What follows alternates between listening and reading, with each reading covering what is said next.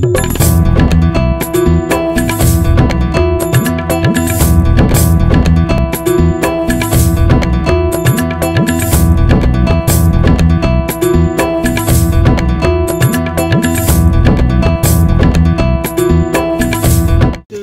Public reporter में आपका स्वागत है और बात करेंगे हम झारखंड के 22 साल होने जा रहे हैं और 22 साल में हमने क्या खोया क्या पाया। जब झारखंड से अलग बिहार हुई, बिहार से अलग जब झारखंड हुआ तो लोगों का कहना था कि बिहार के पास सिर्फ 3 ही चीज़ बचे हैं, बालू, आलू और लालू। लेकिन इन 22 सालों में 3 राज्य अलग हुए थे, जिसमें झारखंड, छत्तीसगढ़ और उत्तराखंड। झारखंड की क्या स्थिति है, यहाँ के युवाओं से पूछेंगे क्या उनके सपने थे, क्या साकार हुए, कितने फ़ायदे हुए, क्या नुकसान हुआ। एक बात बताइए, जब झारखंड की सरकार बनी थी 15 नवंबर 2000 में, क्या क्या सपने थे आपके? देखिए, झारखंड जो है कि आज से 22 साल पहले बिहार से अलग हुआ और जिस तर्ज पे झारखंड को अलग किया गया, लोगों को जो है कि जिस तरह से डेवलपमेंट कराना था, वो सिर्फ आज के डेट में जो है मुंगेरी लाल के सपने बन के रह गए।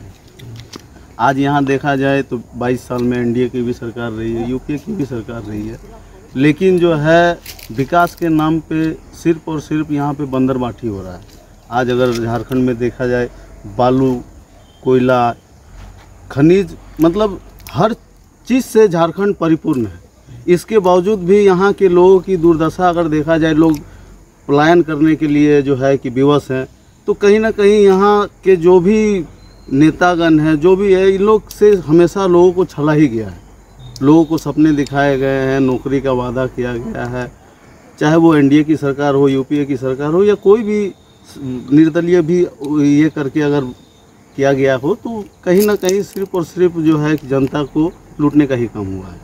तो विकास के नाम पे देखा जाए, रह गई बात, आप यहाँ देखे भी होंगे कि यहाँ एयरपोर्ट बनना था, वो एयरपोर्ट है नहीं, एयरपोर्ट कहीं दूसरा जगह चला गया। रिम्स हॉस्पिटल बनना था, वो भी यहाँ है नहीं, वो भी कहीं चला गया। आज अगर देखा जाए, मैं यहाँ बलियापुर प्रखंड से आता हूँ, यहाँ पे हमारा एक बलियापुर थाना पड़ता है, एक तीसरा थाना पड़ता है, ठीक है। यहाँ अगर देखा जाए तो कोयला जो है ना, दिन और रात सिर्फ चोरी ही होता है। अब इसके पीछे किन लोगों का हाथ है, ये आपसे बेहतर कोई नहीं समझ सकता। आप सोच सकते हैं कि खनिज संपदा से झारखंड जो है वो चारों ओर से पूरे लिपटा हुआ है, लेकिन सवाल ये है कि यहाँ पे रोज़गार के मामले में झारखंड जो है देश के निचले पैदान पे पहुँच चुका है। आपको मैं बता दूं कि अभी जिन्होंने कहा है कि बात सही है कि यहाँ पे सबसे बड़ी बात है कि आईएसएम और डीजीएमएस जैसे संस्थान है, सीएमआरआई जैसे संस्थान है, लेकिन एयरपोर्ट नहीं रहने के कारण कई ऐसे साइंटिस्ट और स्टूडेंट्स यहाँ आना नहीं चाह रहे। एक बात बताइए कि यहाँ पे एम्स को लाया जा रहा था, एयरपोर्ट लाया जा रहा था, कई डेवलपमेंट हो सकते थे, लेकिन आखिर कहाँ पर कमी रह गई? देखिए, जब झारखंड राज्य अलग हुआ तो यहाँ के लोगों को बहुत ही उम्मीद थी झारखंड राज्य से कि भाई यहाँ की जनता को विकास होगा, अपने हाथ में सत्ता आ जाएगा, तो हमारा बाल बच्चा लोग अच्छे जगह पढ़ेंगे। बहुत कुछ सपना लोगों के दिमाग में था। लेकिन सब कुछ होने के बाद आज इस 22 साल के दरमियान अगर आप देखिएगा तो आज भी यहाँ का जनता अपने को छला महसूस कर रही है, ठगा हुआ महसूस कर रही है।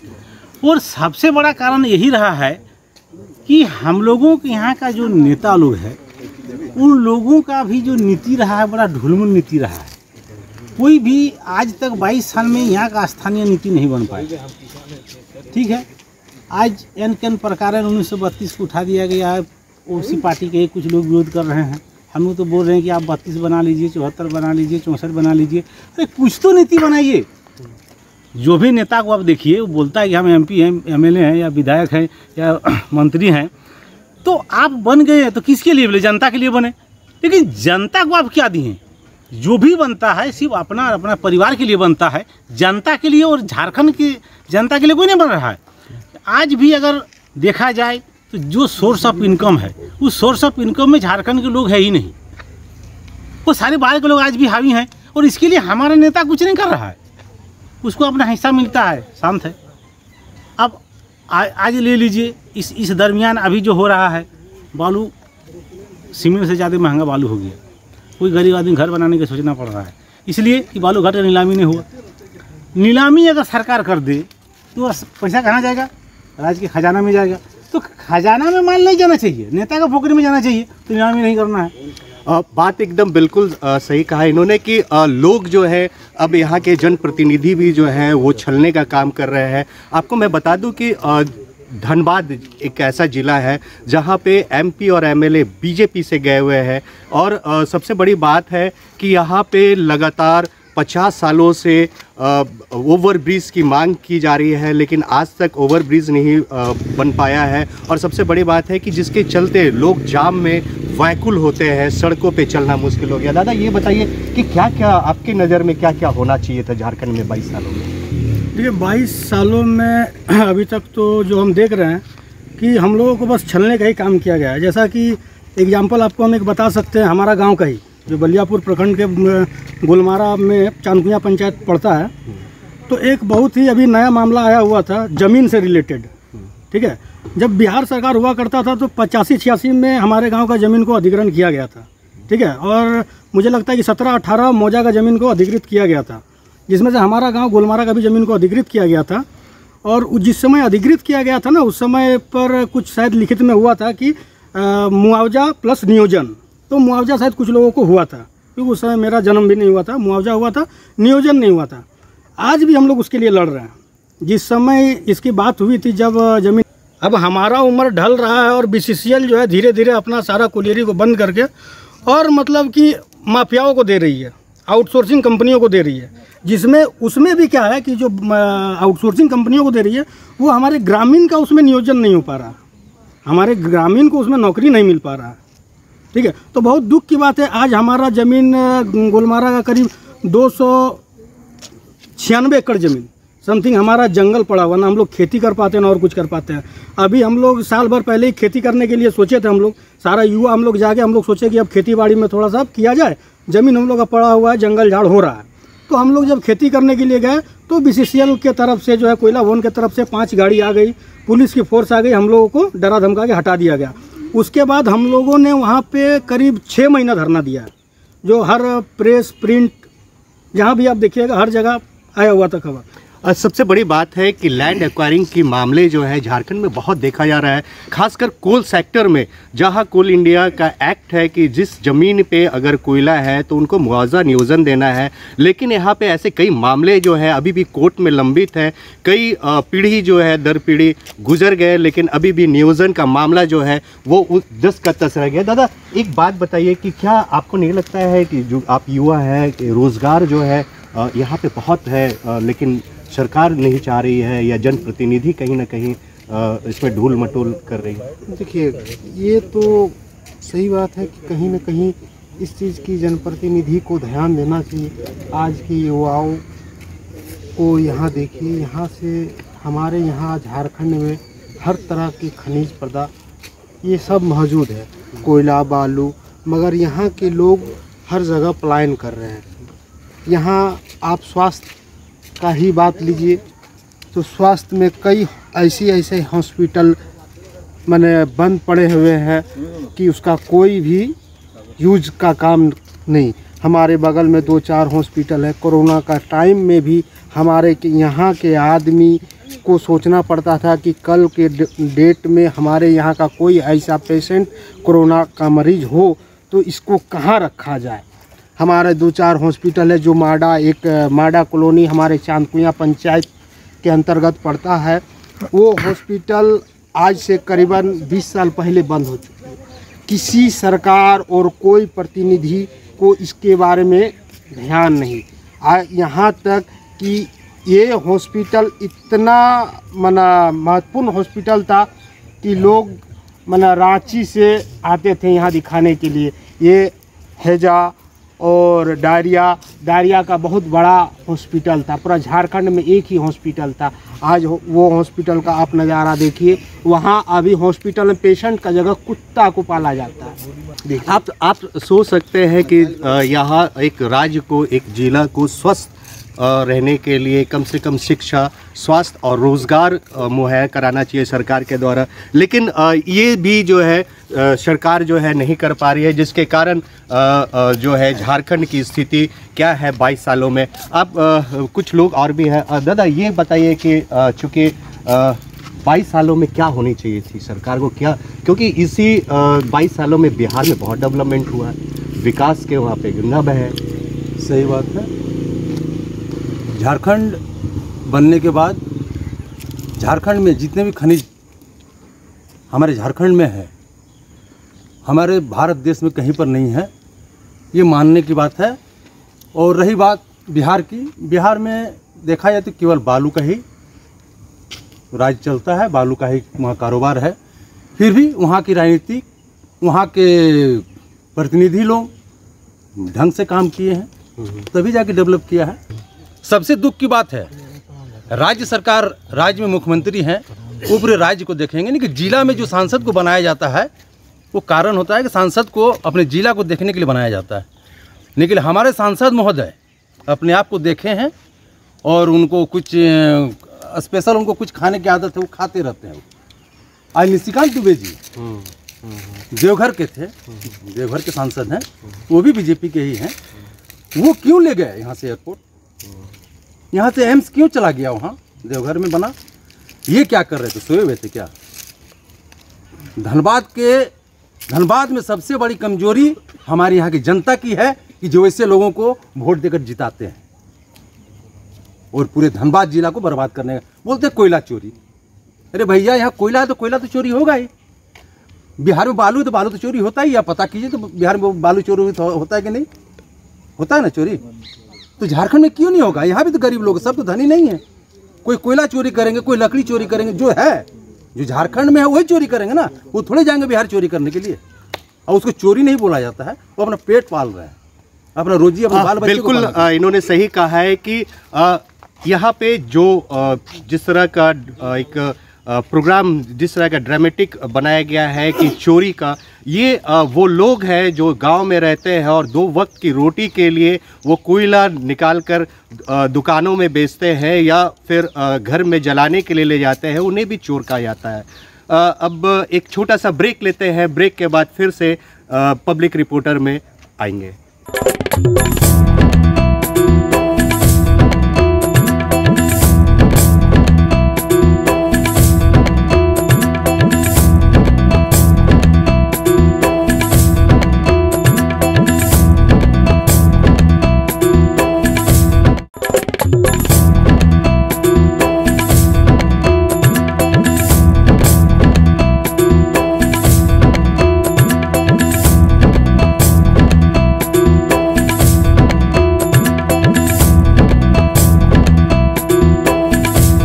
ब्रेक के बाद आपका स्वागत है। और अभी बातें हो रही है झारखंड के 22 साल के, और 22 साल में क्या क्या झारखंड को मिला और क्या खोया। आपको सबसे बड़ी बात जो है, अभी कुछ लोगों ने कहा है कि जो झारखंड में धनबाद जो है वो अर्निंग प्लेस कहा जाता है। देश का दूसरा कमाऊ रेल मंडल धनबाद है और सबसे ज़्यादा अर्न देने वाला इकोनॉमिकल जो है वो धनबाद है। लेकिन धनबाद से एयरपोर्ट चली जाती है।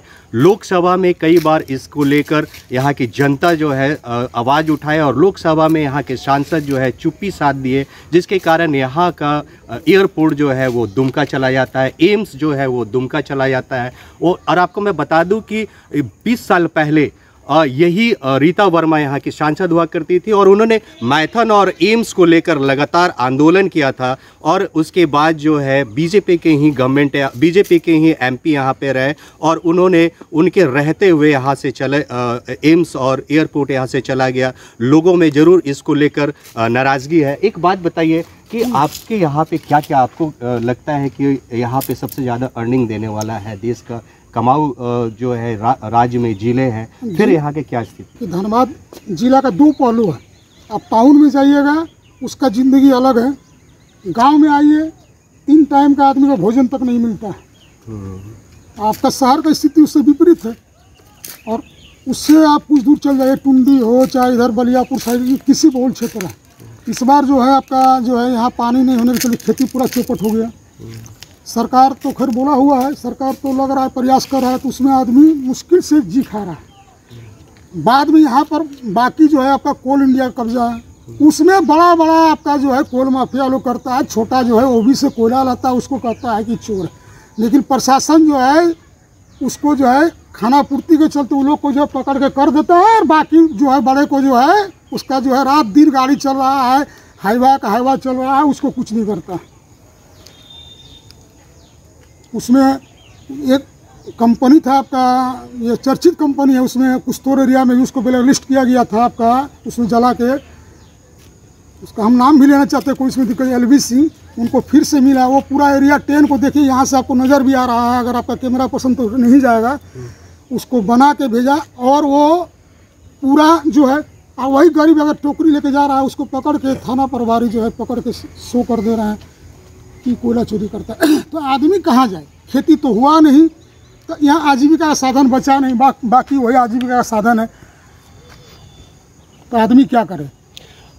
जब प्रदेश अलग हुआ था तो संभावनाएं जगी थी, लोगों में आश जगा था कि रोज़गार हो मिलेगा, कई संभावनाएं थे, कई क्योंकि डेवलपमेंट का काम ज़रूर हुआ है, NDA हो चाहे यूपी हो, झारखंड में सड़कें बनी है, ग्रामीण क्षेत्रों में ज़रूर कुछ काम हुए हैं। लेकिन जो सबसे तीन जो है सबसे बड़े जो लोगों को चाहिए वो रोज़गार, स्वास्थ्य और शिक्षा, लेकिन तीनों में झारखंड जो है बहुत पीछे रह गया। दादा आप कह रहे थे कि रोज़गार और स्वास्थ्य के बारे में कि कहाँ पे चूक हो रहा है, क्यों चूक हो रहा है? देखिए, जब से ये बिहार थी, झारखंड तो आज 20 साल पहले अलग हुई है। जब बिहार थे, आप मेरे कुछ व्यक्ति लोगों को बताए कि हमारे क्षेत्र में एक कोलरा हॉस्पिटल था, ID हॉस्पिटल के नाम से उनको जाना जाता था, और वो कम से कम 10 एकड़ के एरिया पर वो हॉस्पिटल बना हुआ है। आप बगल में चले जाइए कोल सेक्टर का 9 एरिया, वहाँ भी बहुत बड़ा हॉस्पिटल है, 50 से 100 बेड का वो हॉस्पिटल है। वहाँ की स्थिति को जाके देखिए। यहाँ कोल इंडिया देखेगा, धनबाद को कोल इंडिया के ही लोग अधिकारी देखेंगे। कोल इंडिया केंद्र के अधीन में है, केंद्र को देखने की ज़रूरत है कि धनबाद में क्या कमी है। आप केंद्र सरकार राज्य सरकार को देगी तभी राज्य सरकार आगे कुछ कर सकती है। आप नहीं दीजिएगा, कहाँ से लाएगी पैसा, कहाँ से वो अपना डेवलपमेंट करेगी। केंद्र सरकार आज BCCL के वर्कर, अब जाके पता कर लें कि अभी 40 से 50 हज़ार कोल इंडिया में BCCL वर्कर अब बचे हुए हैं। लास्ट वैकेंसी निकलना तो बंद ही है, झारखंड के लोगों को नौकरी मिले। जितने बचे हुए हैं घर में बैठ के अटेंडेंस बना के वो लाख रुपया उठाते हैं। ये खुला है एकदम। हर क्षेत्र में प्राइवेटाइजेशन कर दिया गया, किसी व्यक्तिगत कंपनी को कोयला निकालने का पावर दे दिया गया। जो पहले चलता आया है, जब बिहार था, जब यहाँ लठेतों का राज्य चलता था धनबाद में, लाठी से पहले वहाँ लोगों को ज़बरदस्ती खटवाया जाता था, माइंस के अंदर लाया जाता था। अभी माइंस ओपन हो गया और यहाँ बंदूक आ गया। यहाँ के माफिया लोग जो अभी चला रहे हैं माइंस को, वो दबंग प्रवृत्ति के लोग हैं। सबको अपने पीछे 50 लठेत के जगह बंदूकधारी को रखते हैं। आम औरत, गांव की औरत जाती है कोयला लेने, गांव के बच्चे जाते हैं कोयला लेने, उसको मारा जाता। कुछ दिन पहले आपको शायद पता भी होगा कि हाँ उसी कारण मर्डर भी हुआ था हमारे एरिया 10 में। तो यहाँ की नीति ये हो चुकी है कि हमारे यहाँ पे जो विधायक भी बन रहे हैं, जो सांसद हैं, आम जनता है, सब भ्रष्ट हो चुकी है।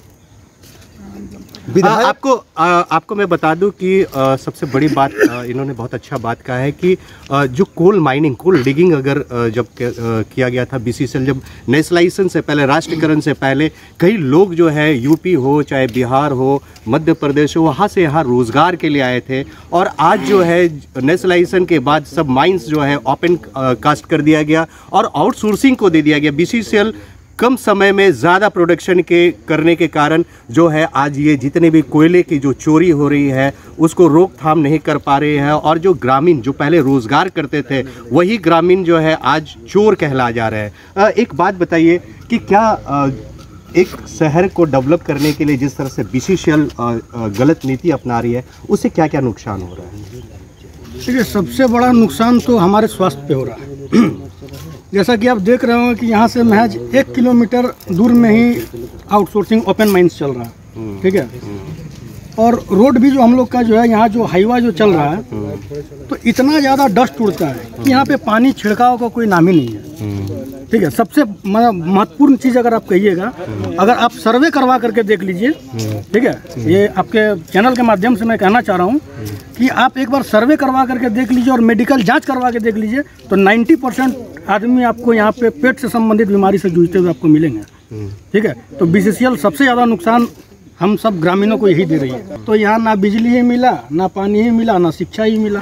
शिक्षा का भी बहुत अच्छा बात कहा। आपको मैं बता दूं कि जिले में एक SNMMCH अस्पताल है, जबकि बीसीसीएल के अंदर लगभग 74 ऐसे अस्पताल है जो बंद पड़ा हुआ है, और सिर्फ नाम के लिए वो बिल्डिंग्स जो है फंड उसमें बर्बाद किया गया। और SNMMCH भी इतना भार है कि लगभग झारखंड के 7 जिलों के मरीज़ जो है वहाँ पे इलाजरत के लिए आते हैं। और आपको मैं बता दूं कि 560 बेड का PMCH आज वहाँ पे डॉक्टर्स की कमी के कारण मरीज़ जो है बिस्तर नहीं मिल रहा है, ज़मीन पे लेटे हुए हैं। जबकि अगर बीसीसीएल चाहती तो ये सब अस्पताल जो है डेवलप हो सकता था और मरीज़ों को कम से कम स्वास्थ्य के प्रति जो है कम इधर उधर नहीं भटकना पड़ता।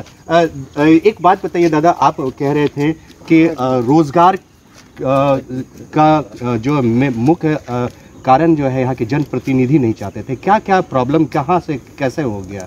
देखिए, सबसे पहली बात है ना कि यहाँ जो भी सरकार आई है जल जंगल ज़मीन की बात करके जो है लोगों को वोट लेने का काम किया है, लेकिन जैसे ही लोग सत्ता आ जाती है उसके बाद जो है कुछ निजी कंपनियाँ ये सब मिल के जो है अपने स्वार्थ के लिए जो है लूटने का काम करती है। और आज देखिए CSR के तहत जो है जो डेवलपमेंट करना चाहिए निजी कंपनियों को, उस तरह का कोई डेवलपमेंट हो नहीं पा रहा। ग्रामीण एरिया में अगर देखा जाए तो कृषि यहाँ का प्रमुख स्रोत है, ठीक है, जीवन यापन करने का, लेकिन निजी कंपनियां और जिला प्रशासन ये सब मिल के जो है किसानों का ज़मीन छीनने का काम कर रही है, जिससे लोग बेवश होकर यहाँ से पलायन कर रही है। 22 साल में इस तरह का डेवलपमेंट नहीं कर पाया है, उसका कहीं ना कहीं प्रतिनिधि एक बहुत बड़ा जो है ये रहा है, रीज़न रहा है, जिसकी वजह से जो है यहाँ के लोग आज भी जो है वही मुंगेरी लाल के हसीन सपने देख रहे हैं। आपको मैं बता दूं कि इन 22 सालों में धनबाद में खासकर 6 विधानसभा में 5 ऐसे विधानसभा है जिनमें बीजेपी के जनप्रतिनिधि हर समय उन्होंने प्रतिनिधित्व किया है, और धनबाद के सांसद जो है वो भाजपा के ही रहे। दादा, भाजपा के खासकर हम धनबाद जिला की ही बात करते हैं तो बीजेपी की हर समय यहाँ पे जनप्रतिनिधि रहे, तो उन्होंने विकास किया है क्या? आपको लगता है क्या कितना विकास? देखिए, विकास तो हुआ नहीं, वैसा नहीं है, लेकिन जिस अपेक्षा में लोग चाहते हैं उस अपेक्षा में नहीं हुआ, यही प्रॉब्लम रहा है, ठीक है। अब यहाँ पर विकास की बात करें जाए तो यहाँ पर जो लैंड एक्विजिशन का मामला है, लैंड एक्विजिशन में बीसीसीएल जबरदस्ती कर रहा है। अब ज़मीन आप लीजिएगा तो उसको मुआवजा नौकरी दीजिएगा तभी ना लीजिएगा, तो ज़बरदस्ती है। हम लोग ज़मीन को रजिस्ट्री बंद करवा दिया, तो आप ज़मीन लीजिए या तो छोड़िए, दो में से एगो कीजिए, दोनों काम तो नहीं कर सकते हैं। तो इसी तरह का विकास होता है, जैसे विधायक फंड है, MP फंड है, तो इस सब से तो विकास ये लोग करता ही है, लेकिन इन लोगों के हाथ में भी बहुत कुछ ज़्यादा नहीं होता है। अब समझिए कि हमारा विधायक है, MP है, तो बहुत कुछ काम कर देंगे, तो इन लोगों के हाथ में जो वही रहेगा, सरकार का काम है करने का। तो सरकार तो सब कोयला चोरी, लोहा चोरी करवा रही है, बालू का टेंडर करना नहीं है, सबको अपना पॉकेट में जाना है। अभी ED और CBI लग गया है सबको पीछे। तो मेरा कहने का अर्थ है, किसी पर दोष आरोपण करने से पहले आप अपने गिरेबान में झांक करके देखिए कि जहाँ भी रेड होता है तो आपके यहाँ से सामान बरामद होता है कि नहीं। अगर आपके यहाँ से पैसा बरामद हुआ तो निसंदेह आप चोर है। अगर आपके यहाँ चोरी रेड हुआ, कुछ नहीं मिला, तो आप बोल सकते हैं सीना ठोक के ये तो हमको परेशान कर रहे हैं, लेकिन परेशानी कहाँ है? जो स्वतंत्र एजेंसी है वो तो अपना काम करेगी, नहीं तो देश कैसे चलेगा। बात इन्होंने सही कहा है कि जनप्रतिनिधि अगर सही रहे तो विकास संभव हो सकता है, क्योंकि जिस तरह से जो सपना लेकर आए थे, झारखंड को अलग हुआ था, अटल बिहारी वाजपेयी ने जो सपना देखा था वो सपना कहीं साकार होता हुआ नज़र नहीं आ रहा है। दादा एक बात बताइए कि यहाँ फ्लाईओवर की कई वर्षों से मांग हो रही है, क्या फ्लाईओवर होना ज़रूरी था? बहुत ही ज़रूरी था। बिहार जैसे आदमी बोलता है अभी कि बिहार बहुत, हमारे झारखंड से बहुत ही कमज़ोर है, लेकिन अभी बिहार जाए आदमी तो फ्लाईओवर आप स्टेशन से उतर के पहले जो जहां हम लोग जाते थे हनुमान मंदिर की ही बात करते हैं, अभी आप जाइए तो आपको सोचना पड़ेगा हम किधर से जाएं, क्योंकि इतनी सुंदर व्यवस्था हो चुकी है। सबसे पहले तो हम लोग का बैंक मोड़, धनबाद का बैंक मोड़ चले जाइए, गया पुल 24 घंटा जाम रहती है, ड्यूटी आवर, हॉस्पिटल, आपका एम्बुलेंस हमेशा जाम में फंसी हुई रहती है, उसका व्यवस्था होना चाहिए था, वो नहीं हो पा रही। एक छोटा से छोटा कार्य जो है हमारे धनबाद जिला में नहीं हो रहा है। ये बात इन्होंने सब सही कहा है कि सबसे बड़ी बात है कि झारखंड में लगातार, झारखंड के धनबाद से लगातार जनप्रतिनिधि फ्लाईओवर और विकास की बात तो ज़रूर करते हैं, लेकिन अभी भी ज़मीनी हकीकत जो है वो एकदम उलट है। और उसके कारण जो है कई बार सड़कों में मरीजों की मौत भी हुई है जाम के कारण।